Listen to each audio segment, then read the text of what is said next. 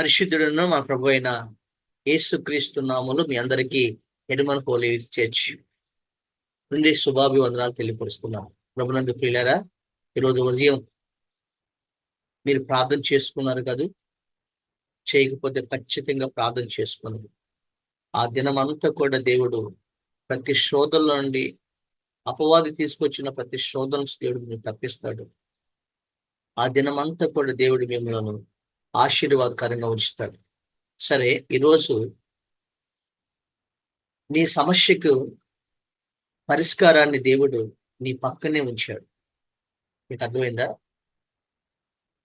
నువ్వు ఏ సమస్య కోసం అయితే దేవుడి సన్నిధిలో ప్రార్థన చేస్తున్నావో, మొరపెడుతున్నావో, ఆ దేవుడు ఆ సమస్యకి నీ పక్కనే ఉంచాడు. లేదా నీకు అందుబాటులోని ఆ సమస్యకి పరిష్కారాన్ని దేవుడు ఉంచాడు. ఎలానో తెలుసా? ఒక భక్తుడు చాలా ఆత్మీయుడు, చాలా ప్రార్థనాపరుడు. ఆయన ఒంటరిగా దేవుడి సన్నిధిలో ప్రార్థన చేద్దామని ఒక పర్వతం మీదకి వెళ్ళాడు. ఒక 3 రోజులు ఉపవాసం ఉండి దేవుడితో గడిపి దేవుని దగ్గర ప్రార్థన చేద్దామని ఆయన పర్వతం మీదకి వెళ్ళాడు. ఒక రోజు అయిపోయింది. 3 రోజులు చక్కగా దేవుడితో మాట్లాడుకున్నాడు. ప్రభు దగ్గర వాగ్దానం పొందుకున్నాడు. మంచి ఆత్మీయత విశ్వాసంతో నమ్మాడు. అలా తిరిగి ఆయన పర్వతం దిగి కిందకు రాబోతున్నాడు. కిందకు వద్దామన్న సమయంలో సాయంకాలం పొద్దుగుపోయింది. పర్వతం అంటే చాలా ఎత్తుగా ఉంటుంది కదండి.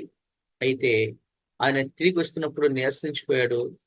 ఆయన వస్తున్న సమయంలో ఒక రాయికి తన కాలు తగిలి ఆయన ఆ పర్వతం మీద నుండి కింద పడిపోతున్నాడు. కింద పడిపోతూ పెద్ద కేకలేస్తున్నాడు, ప్రభా నన్ను కాపాడండి అంటే పడిపోతూ ఒక చెట్టు కొట్టుకున్నాడు. పక్కన ఉంటుంది కదా ఆ పడిపోతూ ఆ చెట్టు కొమ్మని పట్టుకున్నాడు.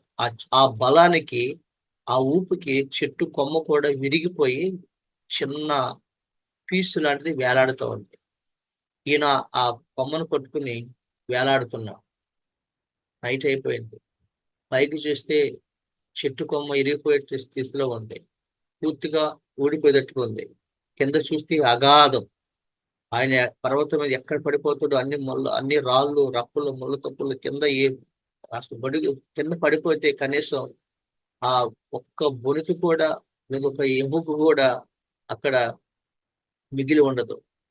అలాంటి సిచ్యువేషన్ లో ఆయన ప్రార్థన చేస్తున్నాడు. దేవుడు మొరపెడుతున్నాడు, ప్రభా మీరు నన్ను రక్షించండి అని దేవుడికి మొరపెడుతున్నాడు.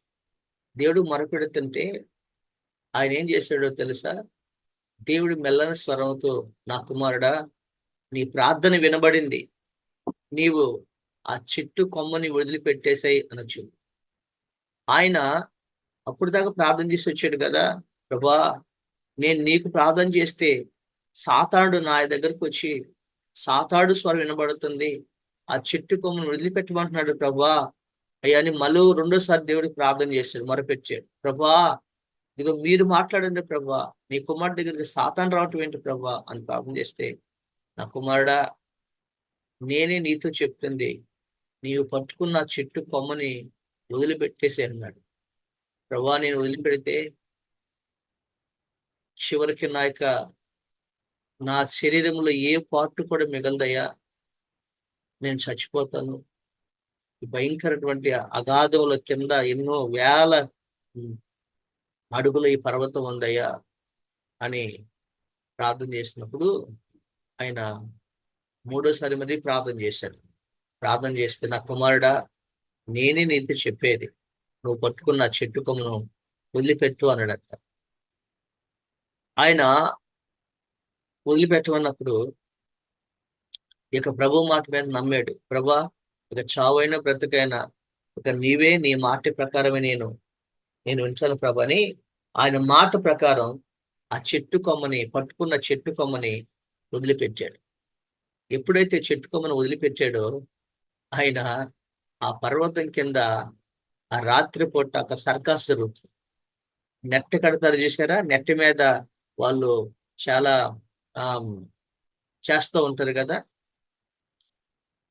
ఆ నెట్ మీద కట్టుకుని వాళ్ళు సర్కస్ చేస్తూ ఉన్నారు. ఆ కరెక్ట్‌గా ఇతను ఆకాశం నుంచి పడ్డట్టుగా ఆ వలలో పడిపోయాడొచ్చి. వాళ్ళందరూ అంటున్నారు, వీళ్ళెక్కడి నుంచి వచ్చారు?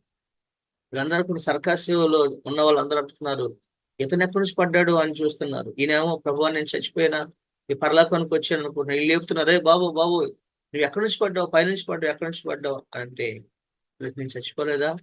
నేను చచ్చిపోలేదా?" అంటున్నాడు. "నువ్వు చచ్చిపోవటం ఏంట్రా?" అంటే అప్పుడు సాక్ష్యం చెప్పాడు. "నేను పైనుండి ఇలా పర్వతం మీదకి కొండ పైకి ఎక్కాను నేను. ప్రార్థన చేసి నైటు కనబడక రాయింత అనుకున్నాను. కింద పడిపోబోతున్నప్పుడు ఆ వాలి ఉన్న చెట్టు కొమ్మను పట్టుకున్నాను. దేవుడు నన్ను వదిలిపెట్టమన్నాడు. వదిలిపెట్టాను. కానీ నా కోసం, నా సమస్యకి, నా ఆపదకి ఆ దేవుడు ఇక్కడే పరిష్కారం మీ సర్కస్ వల ఉందని నాకు తెలీదు పైన. కానీ వలలో మీరు ఈ నెట్ మీద మీరు సర్కస్ చేస్తున్నప్పుడు నేను నా పాదములకు రాయి తగలకుండా దేవుడు నన్ను ఎత్తుకొట్టుకున్నాడు. ఎంత గొప్ప దేవుడని ఆ నెట్ మీద ఉండే దేవునికి కృతజ్ఞతాస్తుతులు చెల్లిస్తూ ఆ దేవుడి గురించి వాళ్ళ సువార్తను ప్రకటించాడు అక్కడ. దేవుడు ఎంత గొప్పవాడన్నాం. ఆ చుట్టుపక్కల ఉన్న వాళ్ళు చాలా మంది ప్రభువుని నమ్ముకున్నారు ఆ గ్రామంలో. అతను గొప్ప సాక్షిగా ఉన్నాడు. తను చెప్పాడు, నేను ప్రార్థన చేసుకుంటాకి వెళ్ళాను. నీలాగా ఆపద పడిపోయాను. నా దేవుడు మొరపెట్టాను. దేవుడు నన్ను చేతి కొమ్మను వదిలిపెట్టమన్నాడు. ఆ దేవుడు కింద నా కోసం సర్కస్సుల్ని మరి ముందుగానే సిద్ధపరిచాడేమో. నా దేవుడు నాకు ఏ హాని జరగకుండా నన్ను కాపాడాడు. తన దేవదూతలను నీ పాదములకు రాయి తగలకుండా ఎత్తుపట్టుకుంటాను వాగ్దానం ఇచ్చాడు కదా. ఆ వాగ్దానం నేను నమ్మలేదు. కానీ దేవుడు నాకు సహాయం చేశాడని చెప్పినప్పుడు, నా దేవుడు ఎంత గొప్పవాడో చెప్పినప్పుడు చాలా మంది ప్రభువుని విశ్వాసం ఉంచారు. ప్రభువునందు విశ్వాసం ఉంచారు. ఆ ప్రభువుని కలిగి ఉన్నారు. దేవుని స్తోత్రం కలుగనుగా. ప్రియులారా, నీ సమస్యకి పరిష్కారాన్ని దేవుడు పక్కనే ఉంచాడు. నువ్వు ఆయన స్వరాన్ని గుర్తుపెట్టి ఆయన ఎందు విశ్వాసం ఉంచి ఆయన సన్నిధిలో నువ్వు మొరపెడితే దేవుడు నీకు పరిష్కారాన్ని నీ పక్కనే ఉంచాడు. బైబిల్ గ్రంథంలో కీర్తన గ్రంథము 107వ కీర్తన 107వ కీర్తన 6వ వచనం.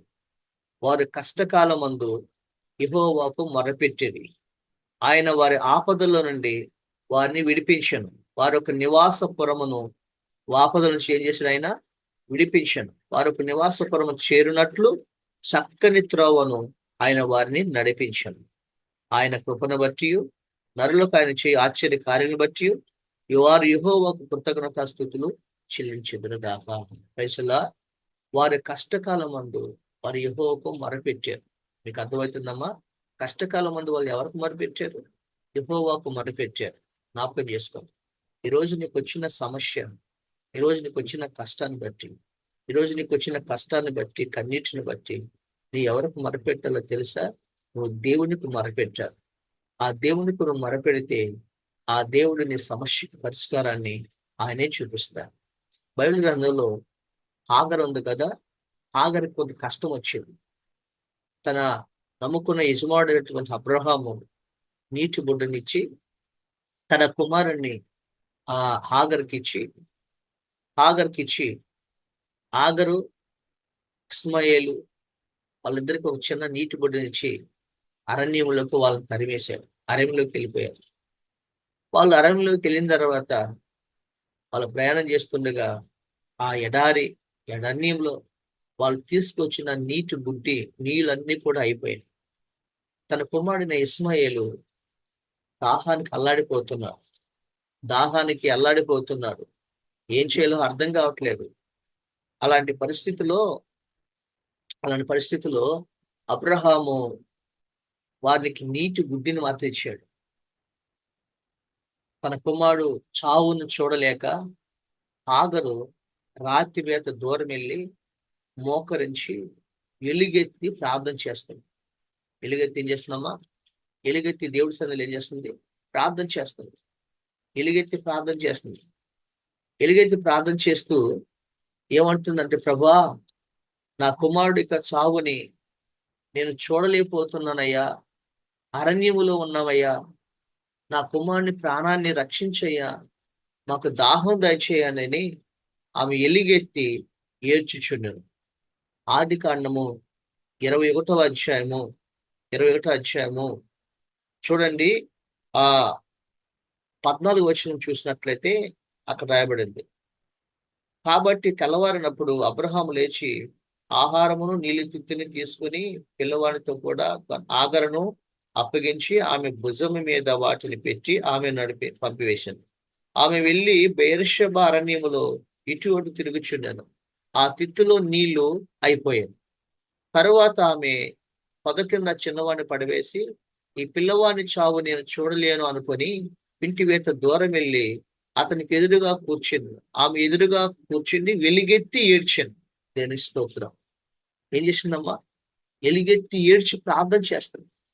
ఈరోజు నీకు సమస్య, అరణ్యం అంటే గమ్యం కాని స్థితిలో ఉన్నాం. ఆ అరణ్యంలో ఏ సహాయము దొరకని సమయంలో నీ జీవము కలిగిన దేవుడి సంధిలో నువ్వేం చేయాలి తెలుసా?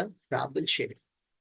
ఈరోజు నువ్వు నమ్ముకున్న వాళ్ళే ఒకవేళ నిన్ను వంచారేమో, నమ్మక ద్రోహం చేశారేమో, నీ చేత అన్ని చేయించుకుని నిన్ను పంపివేశారేమో, నీ మేలు పొంది చివరికి నీకు కీడు తలపెట్టారేమో, అయినా నువ్వు ఒంటరిదానం అయిపోయావేమో, ఒంటరివాడు అయిపోయావేమో. కానీ జీవము కలిగిన దేవుడు అంటున్నాడు, ఏడుస్తుంది ఎలిగేస్తుంది, ప్రభా నా బిడ్డ నేను అరణ్యంలో ఒంటరి వాళ్ళం అయిపోయింది. చివరికి ఎడారిలో నా బిడ్డకి నీళ్ళు దొరక చావు బ్రతుకుల మధ్యలో ఉన్నాడు. నా బిడ్డని మీరే కాపాడాలని ఎలుగెత్తి ఏడుస్తుంది. నీ బిడ్డ కోసం నీ వెలుగెత్తి ప్రార్థన చేస్తున్నాను. నీ కుమారుడు ఏ విషయంలో అయిపోయాడు? ఏ విషయంలో నీ కుమారుడికి ఏ విషయంలో ఏడుస్తున్నావు? అప్పుడు హాగరు ఏడుస్తున్నప్పుడు పరలోకం నుండి దేవుడు ఆ చిన్నవాని మొర విన్నాడు. దేవుని స్తోత్రం కలిగినది. నువ్వు ఏ బిడ్డ కోసం అయితే ప్రార్థన చేస్తున్నావో, ఏ బిడ్డ జీవితం మార్చబడాలని ప్రార్థన చేస్తున్నావో, ఏ బిడ్డ జీవితం యొక్క వివాహం కోసం ప్రార్థన చేస్తున్నావో, నీ కుమారుడి వివాహం, కుమార్తె వివాహం కోసమో, లేదా నీ కుమార్తెకు ఉద్యోగం కోసమో, నీ నీ బిడ్డకు ఫీజులు కట్టుకోవటం కోసమో, నీ బిడ్డల కోసం నువ్వు ప్రార్థన చేస్తున్నావు. ఆ ప్రార్థన దేవుడు ఆలకించి ఏమంటే తెలుసా అండి? అప్పుడు దేవుని దూత ఆకాశం నుండి వచ్చి ఆగర్ని పిలిచాడు. దేవుని స్తోత్రం. ఎవరైతే ప్రార్థన చేస్తున్నారో వారిని దేవుడు పిలిచాడు. వేరే వాళ్ళని పిలవడు. సమస్య వచ్చి ప్రార్థన చేయకుండా అటు ఇటు తిరిగినంత సేపు ఆమె జీవితంలో దేవుడు దిగిరాలే. ప్రార్థన చేసింది. ప్రార్థించినప్పుడు దేవుడు అద్భుతంగా రీతిగా, నువ్వు భయపడకము, ఆ చిన్నవాడు ఉన్న చోట ఎవరన్నారు? దేవుడు అన్నాడు అని చెప్పినప్పుడు ఆ 18వ వచనం చూసినట్లయితే, నువ్వు లేచి ఆ చిన్నవాడిని లేవనెత్తి ఆ దేశమునకు నీ చేత పట్టుకొని అని చెప్పేశాను, దీవిస్తానని చెప్పేశాను. దేని స్తోత్రం కలిగినగా. ఆ తర్వాత 19వ వచనం, మరియు దేవుడు ఆమె కన్నులు తెరిచెను, అందున ఆమె నీళ్లు ఓట చూసి వెళ్ళి ఆ తిత్తి నీళ్లతో నింపి ఆ చిన్నవానికి త్రాగనిచ్చెను. దేని స్తోత్రం. ఆ చిన్నవాని పక్కనే దేవుడు ఏమన్నాడు? నువ్వు భయపడకు, ఆ చిన్నవాడు ఉన్న చోట ఎవరున్నాడు? దేవుడు ఉన్నాడు. అరణ్యములో ఉన్న, అంధకారములో ఉన్న, అనండి అగాధ సముద్రములో ఉన్న, నువ్వు మొరపెట్టిన చోటకి దేవుడు వస్తాడు. దేవుడు నీ సమస్యకు పరిష్కారాన్ని చూపిస్తాడు. ఆ సమస్యకు పరిష్కారం పక్కనే ఉంది. ఆగర పక్కనే. ఎడారి అంటే నీళ్లు దొరకని ప్రదేశం. కానీ నీళ్లు దొరకని ప్రదేశంలో కూడా నీటి ఓటని దేవుడు ఇచ్చాడు. అంటే అసాధ్యమైంది కూడా దేవుడు సుసాధ్యం చేస్తాడు. ఆ నీటితో నింపివేడు ఆ కుమారుడు తాగనిచ్చిందంట. దేని స్తోత్రం. ఆ కుమారుడికి ఏది కావాలో ఆ కుమారుడికి ఆ తల్లి ప్రార్థన ద్వారా దేవుడు ఇచ్చేశాడు. ఈరోజు నీకు బిడ్డలకు ఏం కావాలో దేవుడు నీకు అనుగ్రహిస్తాడు. కడుపు నిండా తాగాడు. ఆ అరణ్యాన్ని దేవుడు ఆశీర్వాదకరంగా మార్చేశాడు. ఈరోజు నీ సమస్యకి నీ పరిష్కారం ఎక్కడుందో తెలుసా?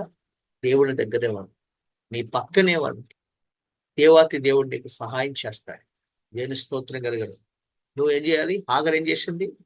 ఆమె అరణ్యములో ఎలుగెత్తి తన బిడ్డ కోసం ప్రార్థన చేసి ఏడ్చి. ఈరోజు నీ బిడ్డల కోసం ప్రార్థన చేసి నీ బిడ్డల యొక్క సమస్యని దేవుడిని తీరుస్తాం. చివరిగా అరణ్యంలో నడుస్తున్న సమయంలో ఇజ్రాయెల్ ప్రజలను దేవుడు ఐగుప్తు నుంచి విడిపించాడు. ఎక్కడ నుంచి విడిపించాడమ్మా? ఇజ్రాయెల్ ప్రజలను దేవుడు ఐగుప్తు నుంచి ఏం చేశాడు? విడిపించాడు.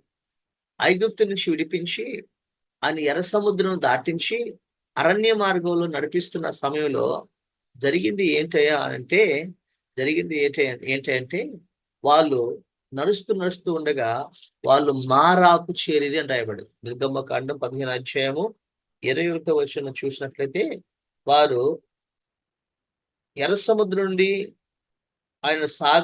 వారు సాగ చేయగా వారు సూరు అరణ్యముకి వెళ్ళి దానిలో 3 దినములు నడిచిరి.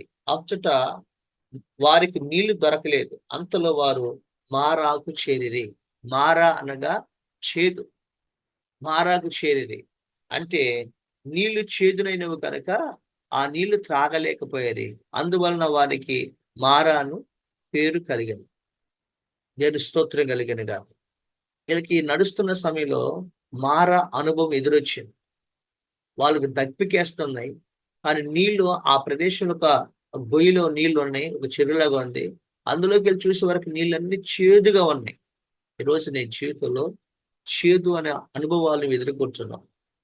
నీ జీవితంలో చేదు అనే అనుభవాలు. చేదు అంటే నష్టం, చేదు అంటే కష్టం, చేదు అంటే అప్పులు, ఆర్థిక ఇబ్బందులు, అనారోగ్యాలు, ఈ రోజున అపనిందలు. ఈరోజు నీ జీవితంలో ఈ పరిస్థితులన్నీ కూడా నీవు ఎదుర్కొంటు. నీ ఇంట్లో చేదు అనే పరిస్థితిని ఎదుర్కొంటున్నావు. ఆ చేదు అనే పరిస్థితిని ఎదుర్కొంటున్నప్పుడు వాళ్ళు ఏం చేశారంటే వారు ఆ నీళ్లు తాగలేకపోయారు. నేను నా భర్తతో బ్రతకలేకపోతున్నాను, నా బిడ్డలతో నేను ఏగలేకపోతున్నాను, నేను ఈ సమస్యలో నేను చచ్చిపోవాలనుకుంటున్నాను, నేను ఈ సమస్యలతో నేను ఉండలేకపోతున్నాను అని తాగలేకపోయారు. ఈరోజు నువ్వు ఉండలేకపోతున్నావు. అయితే వాళ్ళు ఏం చేశారంటే ప్రజలు మేమేమి త్రాగుదామని మోషే మీద సనుగుగొనగా, ఇందాక ఆఖరి ఏం చేసింది?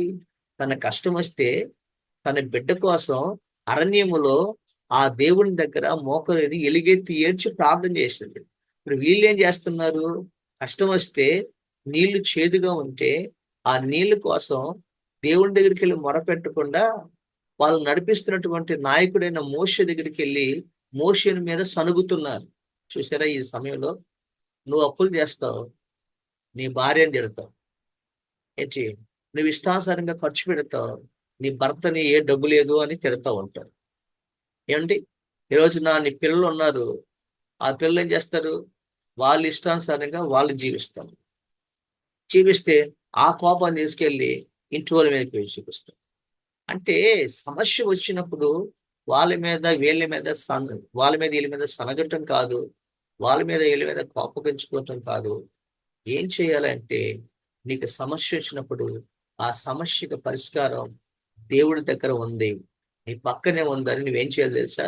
నువ్వు ప్రార్థన చేయాలి. పక్కనే మందిరం ఉంటుంది, వచ్చి నువ్వు ప్రార్థన చేసుకో. ఏమంటే ఇంట్లోనే ప్రార్థన చేసుకునే స్థలం ఉంటుంది, నువ్వు ప్రార్థన చేసుకో. దేవుడి దగ్గరికి రావు, దేవుడి దగ్గర ప్రార్థన చేయడు. మరి ఎవరి మీద గొలుగుతున్నారు? మోషే మీద గొలుగుతున్నారు. ఏబు భార్యకి కష్టం వచ్చింది, ఏబుకి కష్టం వచ్చింది. సంతోషం ఉన్నప్పుడు, లాభంగా అన్ని ఉన్నప్పుడు, మేలు ఉన్నప్పుడు అప్పుడు ఏబు భార్య ఏం మాట్లాడాల. ఎప్పుడైతే ఏబుకి కష్టం వచ్చిందో, ఎక్కడ ధనవంతుడిగా ఉన్నాడో అక్కడే దరిద్రుడు అయిపోయాడో, ఇప్పుడు ఏబు భార్య అంటుంది ఇంకా దేవుడు దేవుడు అంతే ఎందుకు? ఆ దేవుడిని దూషించి చచ్చిపోరాదా? ఆ దేవుడు మనకేం చేశాడు అని దేవుడి మీద గొనుగుతుంది. ఏమ్మా, మేలు పొందుకున్నప్పుడేమో ఆ దేవుడు కావాలి, దేవుడు సన్నిధిలో చక్కగా హ్యాపీగా వచ్చి ఇప్పుడు కష్టం వస్తేనేమో దేవుడు వద్దు, ఆ దేవుడు ఏం చేశాడు అంటావా? ఈరోజు చాలా మంది ఇలాగే దేవుడి మీద గొలుగుతారు, దేవుడి మీద సనుగుతారు. అసలు ఆ దేవుడికి నువ్వేం చేయవు, ఆ దేవుని దగ్గరికి రావు, పట్టుమని 10 నిమిషాలు ప్రార్థన చేయవు, నేను నమ్మకంగా మందిరానికి వెళ్ళవు, లోకంలో ఇష్టానుసారంగా జీవిస్తావు. అపవాది నేను శోధనలో పడేస్తే నువ్వు తీసుకొచ్చి దేవుడి మీద రుద్దుతావు. జ్ఞాపకం చేసుకోండి, దేవుడే కదా మన అందరు కలిసైపోయాడు. ఎవరంటే తంతరు పట్టుకుని సమస్య తెచ్చుకున్న నీవే, కానీ ఆ సమస్య మీద దేవుడి మీద రుద్దుతూ ఉంటావు. వీళ్ళు ఏం చేశారంటే నా దేవుడు ఐగుప్తు నుంచి విడిపించాడు కదా, 8 సంవత్సరాలు బానిస బతుకుని విడిపించాడు కదా, నా దేవుడు ఎర్ర సముద్రాన్ని 2 పాయలుగా చేసి నడిపించాడు కదా, అది ఎన్ని చేసిన దేవుడు ఈ చిన్న సమస్య పరిష్కరించలేడా అని వాళ్ళు ఒక్కళ్ళు కూడా విశ్వాసం లేదండి. లేక మోషే మీద చనుగుతున్నారు. మేము ఏం త్రాగాలి, మేము ఎలా బ్రతకాలి, ఎలా తినాలి, అంటున్నారు వీళ్ళు. అప్పుడు మోషే దేవుడి సన్నిధిలోకి ఏం చేశాడండి, అతడు యెహోవాకు మొర్రపెట్టెను. దేవుని స్తోత్రం. ఇదండి ఇప్పుడు దేవుడి పెట్టే విశ్వాసం. మోషే ఏం చేశాడు? నేనేం చేయమంటావు అని అడిగాడా? అడగల. మోషే మోకరించి, ప్రభా, నీ ప్రజలకు నీళ్లు లేవయ్యా, అవి మారా మగ చేదుగా అయిపోయినాయ్యా, ఆ చేదు నీళ్లు తాగలేకపోతున్నారయ్యా అని ప్రార్థన చేస్తున్నారు. దేవుడు ఈ పరీక్ష ఎందుకు పెట్టాడంటే వాళ్ళ విశ్వాసాన్ని పరీక్షిస్తున్నారు. వాళ్ళ యొక్క నమ్మకత్వాన్ని చూస్తున్నారు. వారి నమ్మకత్వం, వాళ్ళ విశ్వాసం, వాళ్ళ ప్రార్థనా జీవితాన్ని దేవుడు చూస్తున్నారు. ప్రార్థన చేయట్లా. అప్పుడు వెంటనే దేవాతి దేవుడు, మోషే, నీ పక్కన ఒక చెట్టు ఉంది కదా, ఆ చెట్టు కొమ్మ తీసుకుని వచ్చి ఆ చేదు నీళ్ళలో పడేయ్ అన్నాడు దేవుడు. అక్కడే చూసాం కదా, ఆ నీళ్ళలో పడేయమంటే చెట్టును చూపాను. అది ఆ నేలలో వేసిన తరువాత నీళ్లు మధురముగా మారిపోయిన. దేవుని స్తోత్రం కలిగిన గాక. హల్లెలూయా. సమస్య ఎక్కడ ఉంది? నీళ్లు చేదే, నీ కష్టాలే, కానీ మధురంగా మార్చే దేవుడు మన మధ్యలో ఉన్నాడు. ఆ చెట్టు ఎవరండి? చెట్టు ఎవరండి? ద్రాక్షబలను నేను, తీగల మీరు. తీగల మీరు. ఆ చెట్టు మన ప్రభువైన యేసుక్రీస్తే నీ సమస్యకు పరిష్కారం. ఎక్కడైతే చేదుకున్నాయో అక్కడే మధురంగా మార్చేశాడు. ఆ నీళ్ళే మార్చేశాడు. కొత్తగా ఏం తేలేదు నీళ్ళు. ఈరోజు నీకున్న సమస్యల్ని దేవుడు తీర్చేస్తాడు. అక్కడే నువ్వు సంతోషిస్తావు. అక్కడే నువ్వు ఆనందిస్తావు. అప్పుడు వాళ్ళందరూ కూడా తాగి, అప్పుడు దేవుడి సన్నిధిలో దేవుడికి కృతజ్ఞతాస్తుతులు చెల్లించారు. దేవుడు కొన్ని విధులు నియమించాడు. మీరు నడవండి అని చెప్పేసి అన్నాడు. దేవుని స్తోత్రం కలిగినగా. నా మాట మీరు వింటే, నా మాట ప్రకారం నువ్వు జీవిస్తే, ఐగుప్తుల కలిగిన రోగములలో ఏది నేను మీకు రానివ్వను అన్నాడు. హల్లెలూయా. వాళ్ళు మధురంగా, చేదు ఉన్న నీరు మధురంగా మార్చడానికి సమస్య పక్కనే పరిష్కారాన్ని పెట్టారు. ఈ రోజున నువ్వు ప్రార్థించిన ప్రతి దానికి పరిష్కారాన్ని దేవుడు నీ పక్కనే పెట్టాడు. అయితే నీ లోపం ఏంటంటే, నువ్వు దేవుని ప్రార్థించకుండా పక్కన వాళ్ళ మీద గొరుగుతావు. నీ భర్తను గొరుగుతావు, నీ భార్య మీద గొరుగుతావు, నీ బిడ్డల మీద గొరుగుతావు. నువ్వు చేసుకో, ఈడు తాగొస్తాడు, ఈ రోజు డబ్బులు ఇవ్వలేదని అమ్మని తిడుతూ ఉంటాడు. ఇలాంటి ఇలాంటి పరిస్థితులు గుండా వెళ్తే నీ సమస్యకు పరిష్కారం దేవుడు ఇవ్వడు. కాబట్టి ఈ రోజు నువ్వు నేర్చుకొస్తానంటే, కీర్తన వారి కష్టకాలంలో యెహోవాకు మొరపెట్టిరి, ఆయన వారి ఆపద నుంచి ఆయన ఆదుకొనును. వారికి దేవుడు సమృద్ధిగా వారికి ఏమిచ్చాడు? హాగరికి పక్కనే నీటి ఓటని ఇచ్చాడు, అరణ్యాన్ని ఆశీర్వదించాడు. ఇశ్రాయేలు ప్రజలకు పక్కనే చెట్టునిచ్చాడు. ఆ చెట్టుని చేదు నీరు లేస్తే మధురంగా మార్చిపోయాడు. ఈరోజు నీ జీవితంలో కూడా నువ్వు వెలుగెత్తు ప్రార్థన చేయి. నీ బిడ్డలకి ఏం కావాలో అవన్నీ కూడా దేవుడు ఇస్తాడు. ఈ రోజున నీకు ఏ కష్టంలో, ఏ చేదు బతుకులో బతుకుతున్నావో అక్కడ దేవుడి సంగ ప్రార్థన చేయి. యేసుక్రీస్తు ప్రభువుని నీళ్ళలో వేయి. అనగా నీరు అనగా దేవుడి వాక్యం నీ హృదయంలో చేర్చుకో. దేవుడి సన్నిధికి మందిరానికి వెళ్ళు. దేవుడి మందిరంలో ప్రార్థన చేయి. ఆ మందిరంలోకి వెళ్ళి ప్రార్థన చేయి. ఇంట్లో ప్రార్థన చేయి. చేదైన నీ జీవితాన్ని మధురంగా మారుస్తాడు. మనుషులందరి ఎదుట నిన్ను మహోన్నతమైన స్థానంలో నిలబెడతాడు. నేను స్తోత్రం కలిగిన గాక. కాబట్టి ఈరోజు నీ సమస్యకి పరిష్కారాన్ని దేవుడు పక్కనే ఉంచాడు. ఆ విషయం మర్చిపోవద్దు. ఆగరు ఎలుగెత్తి మొరపెట్టింది. మోషే ఎలుగెత్తి దేవుడికి ఏం చేశాడు? మొరపెట్టాడు. ఇజ్రాయెల్ ప్రజలు గొనిగారు. గొనిగినంతసేపు వాళ్ళ జీవితంలో కార్యము జరగలేదు. ఆగరు అటు ఇటు తిరిగినంతసేపు దేవుడు వాళ్ళకి ప్రత్యక్షం కాలేదు. అటు ఇటు తిరగొద్దు. వాళ్ళ దగ్గరికి, వీళ్ళ దగ్గరికి, అంటే వాళ్ళు కాళ్ళు పట్టుకుంటా, వీళ్ళు కాళ్ళు పట్టుకుంటా తిరగొద్దు. దేవుడి సన్నిధిలో ప్రార్థన చేయి, నువ్వు ప్రయత్నం చేయి. దేవాతి దేవుడు అద్భుతమైన కార్యాన్ని నీ జీవితంలో చేస్తాడు. నీ మారాన్ని మధురంగా మారుస్తాడు. అరణ్యాన్ని ఆశీర్వాదకరం మారుస్తాడు. అరణ్యంలో ఆయన ఏం చేశాడండి? అరణ్యంలో త్రోవను కలుగు చేశాడు. ఎడారిలో నీటి నదులను పారజేశాడు. ఆ దేవుడు నీ జీవితంలో కూడా అలాంటి నూతన కార్యాన్ని చేసి మారాన్ని మధురంగా మార్చి నీ జీవితంలో అనేక దీవెనకరంగా మార్చునుగాక. ఆమె ప్రార్థన చేద్దాం. పరిశుద్ధుడైన మా తండ్రి, ఈరోజు నీ వాక్యం ద్వారా మాతో మాట్లాడినందుకు నీ స్తోత్రాలు చెల్లిస్తున్నాం. అయ్యా, నీకు మొరపెట్టినప్పుడు నాయన ఆగరి కుమారుడికి ఏం కావాలో అది పరలోకం తండ్రి ఆ పక్కనే మీ పరిష్కారం పెట్టారు. ఇజ్రాయెల్ ప్రజలు నీకు మొరపెట్టినప్పుడు మోషే ఇజ్రాయెల్ ప్రజలకు ఏం కావాలో ఆ పక్కనే చెట్టు నుంచి పరిష్కారం పెట్టాడు. ఈరోజు నీ వాక్యం చూస్తున్న నీ బిడ్డలకి నాయన వాళ్ళకి ఏ సమస్య ఉందో మొరపెడుతున్నారో, ఏ సమస్యను ప్రార్థన చేస్తున్నారో వారికి పరిష్కారాన్ని వాళ్ళ ఇంట్లోనే పెట్టావు నాయన, వారి పక్కనే పెట్టావు నాయన. ఇదిగో తన ఆ పరిష్కారాన్ని వాళ్ళ జీవితాలు జరిగించి వాళ్ళ జీవితాల్లో మారని మధురంగా మార్చున్నారు. ఎడారిని ఏదోని తోటగా మార్చును. యేసు నామములో చున్నాము తండ్రి. ఆమేన్. దేవుడు మిమ్మల్ని దీవించును గాక. ఆమేన్. ఆమేన్.